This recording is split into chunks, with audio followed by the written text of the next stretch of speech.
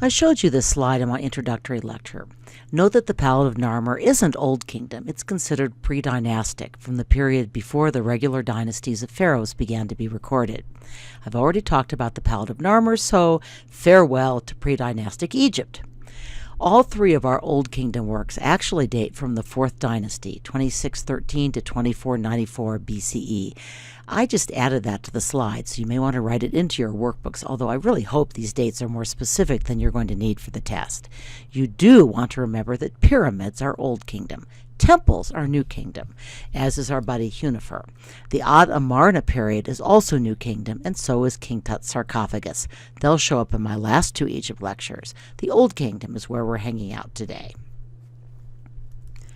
I've already talked about the role of pharaohs. Especially in the Old Kingdom, they were viewed as semi-divine, the embodiment of Horus in life, destined to join with Osiris in the afterlife.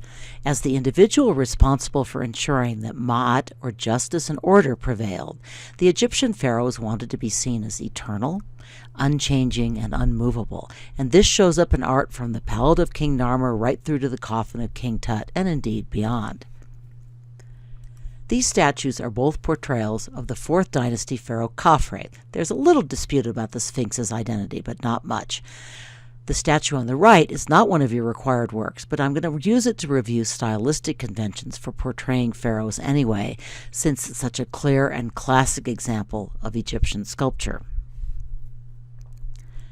The Khatre statue is carved from diorite, a very hard igneous rock, even harder than greywacke, the dark gray sandstone used for the statue of Menkaura and Queen on the right. Those hard stones were much more difficult to carve, but also more likely to endure, reflecting again the Egyptian focus on the eternal. So what was the function of these statues? Both were placed in valley temples that stood adjacent to pyramids. There, they really had a dual function. On the one hand, they were places for the pharaoh's Ka, or spirit, to reside after the pharaoh's first physical death.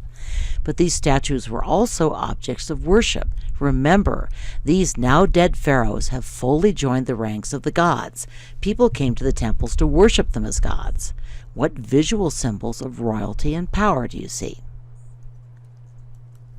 So you've figured out by now that I like to go to sites designed for elementary school students. So here's a quick guide to the pharaoh power suit, which I've reproduced in your workbook. I've added a label for the nemes, the striped headdress that was one of the symbols of a pharaoh. The uraeus in the middle of the nemes is a rearing cobra with a flared hood. According to the Egyptian religion, a cobra guarded the gates of the underworld, warded off enemies of the royal family, and guided the dead pharaohs on their journey through the underworld. In other words, the cobra was a symbol of the pharaoh's power over life and death. The flail and crook were traditional symbols of Osiris. They also symbolized the pharaoh's dual role as shepherd of his people and punisher of evildoers. Flails were used to whip animals and slaves. Archaeologists think pharaohs shaved regularly. They didn't actually have beards, but Osiris had a beard. So for their statues and paintings, pharaohs donned false beards to show that they would unite with Osiris in the afterlife. A side view of Khatre reveals still more iconography, another reason why I included this image, even though it's not a required work, although it's an old College Board favorite, and I wouldn't be entirely surprised to see it used for a general question about Egyptian art. At any rate, the carved figures that I've just circled on the throne are a lily and a papyrus, representing the united kingdoms of Upper and Lower Egypt. Again, this reinforces this notion of permanence. Egypt has been united for hundreds of years and will remain united into the future.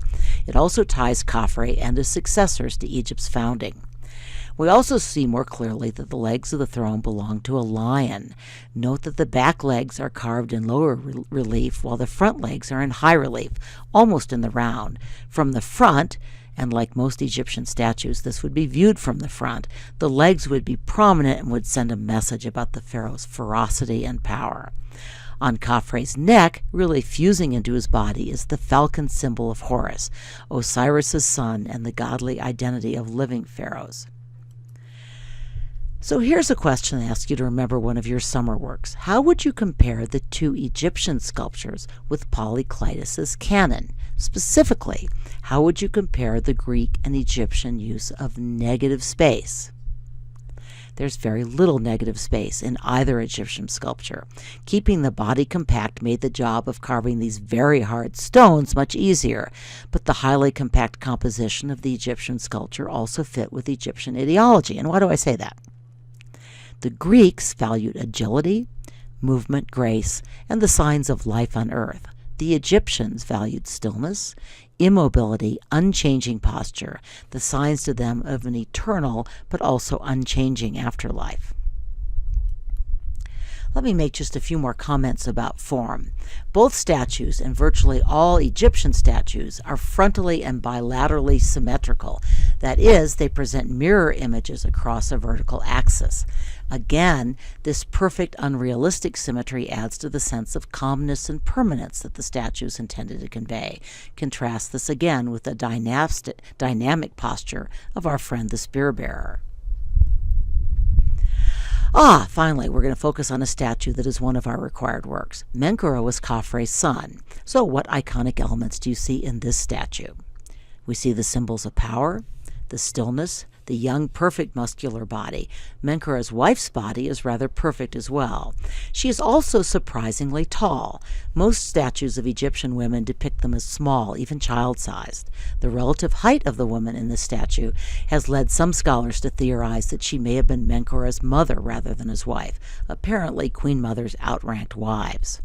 Note again that the statue is rigidly frontal as usual, and despite the seemingly affectionate pose, it really shows no emotion. The king doesn't even seem to notice that his queen is there. Note, too, that both figures follow the convention of putting the left foot forward. This conveys a little movement toward the afterlife, but otherwise the statue retains the immobility and permanence of Egyptian statuary art. Like the Greeks, and long before them, Egyptian artists followed a strict canon of proportions. This is a set of rules for the relative size of the body that all Egyptian sculptures were required to follow. So, for example, in order to show the left foot forward, the left leg had to be sculpted longer than the right leg. The Egyptian canon of human proportions was a square grid of 18 units applied to a drawn standing human figure, allowing it to be reproduced in various sizes. But it also was always anatomically proportionate. We will encounter other and different canons of proportion in the class. It's a term that you should know, and it conveys interesting information about what any given culture considers proportionate or beautiful. So why do you think the College Board included this work, the one on the left, in its list of images? I'm guessing it was included to remind us that a lot of Egyptian sculpture did not portray pharaohs, and that Egyptian artists were able to produce much more naturalistic art when they were not bound by the very strict canons of pharaonic representation. The work on the right is an old College Board favorite that doesn't appear on the list. It portrays a hippopotamus hunt. It's also a little hard to see, but while the hero T is portrayed using the various conventions for aristocratic males, the animals and the hunters are much more lively and realistic. So what was the seated scribe's function? Egyptian art is so easy since the answer is almost always the same. It was intended not for human eyes but for a tomb to contain the scribe's ka. As our Khan Academy scholars noted, the most striking aspect of this sculpture is the surprisingly expressive face, particularly the elaborately inlaid eyes. They're made from a piece of red-veined white magnesite with a piece of slightly truncated rock crystal inserted. The result is amazingly lifelike. So is the potbelly, although that may actually be a symbol of the scribe's membership in the upper classes and not a real representation of his physique. While scribes didn't rank with pharaohs, they were important people in Egypt, particularly because they required years of training. And finally, we get to the pyramids. Past AP exams frequently included questions about the earliest pyramids. The first royal tombs were called mastabas. They were succeeded by step pyramids, shown here. Note that the burial chambers were below and not inside the pyramid, and that the architect of the step pyramid is the first architect that we know by name. And alas, that is all I'm going to say about the fascinating development of pyramids, since all of these have fallen off the list. But if you're interested, the videos we're showing the next 3 days include segments on this history, and the links are all up on Moodle. Feel free to indulge. The Great Pyramids are the only wonders of the ancient world still standing. Originally, the pyramids were covered with smooth white limestone. So this is like seeing a modern house with the stucco or brick facing removed. The original pyramids would have shimmered in the sunlight, capped by an almost pyramidal ben that was also probably covered with gold plate. I get frustrated enough trying to teach paintings or sculptures with what are in effect slides. It becomes almost impossible to get an impression of vast architecture this way. So let's turn to a video clip that will give you a panorama of this site and discuss the function of these extraordinary works. By the end of this clip, you should be able to answer the first basic question about the work. What was its function? I warned you, right? The plan of the pyramid complex is also one of your required images. The diagram is actually a little confusing since north is not at the top as we're used to seeing. That's why I circled the directional indicator on the diagram. Once you know which way is north, you should see that the temple complexes were built to the east of the pyramids, facing the sun. The cult of the sun god Re achieved greater prominence in this period, and the orientation of the temples reflects this. Remember that the Old Kingdom statues we looked at earlier in this lecture would have been placed in these temples. Scholars still debate just how pyramids were constructed. Let's return to the video for a glimpse of some of these theories.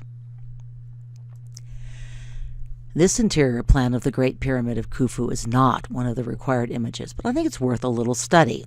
Part of what makes the pyramid so remarkable is that they included rooms at their very center, tombs for the pharaoh and their entry point to the afterlife. The video continues with a glimpse of the interior of this pyramid. If you want to learn more about the other two Great Pyramids, feel free to watch more of the movie on your own. By the way, it is possible to go into the heart of the pyramids. I don't recommend it if you're claustrophobic, like my husband, who took this photo but really did not enjoy the experience. And finally, we get to the weirdest and, to my mind, most wonderful element in the complex, the Sphinx. One last short video clip. And one last McConnell family photo. You may not have time left, but just in case you do, I think today's lesson offers two excellent candidates for comparative analysis. So what do you think? How do the Sphinx and Lamassu compare in terms of our big four: function, content, context, and form? What about the ziggurat topped with the temple and the Great Pyramids? In my next lecture, we will fast forward to the New Kingdom and move from pyramids to temples.